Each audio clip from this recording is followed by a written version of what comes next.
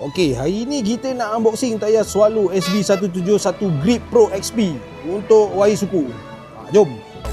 Okey, sebelum aku nak unwrap tayar ni, aku nak bagi tahu sikit. Tayar Swallow SB171 ni dia ada 24 jenis saiz.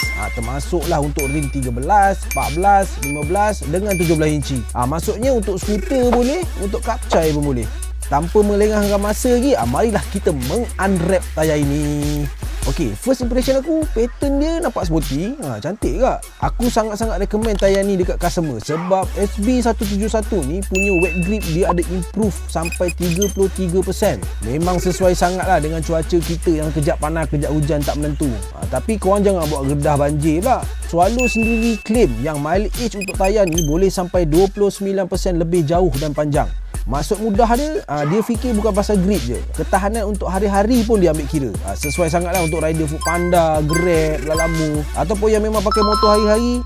Boleh lah pakai tayar ni. Tayar ni juga ada performance tahan haba. Jadi dia memang dibuat khas untuk kegunaan harian korang yang ride jauh tu. Yang mahalnya, tayar ni guna dual grip teknologi untuk bagi cekaman yang lagi bagus.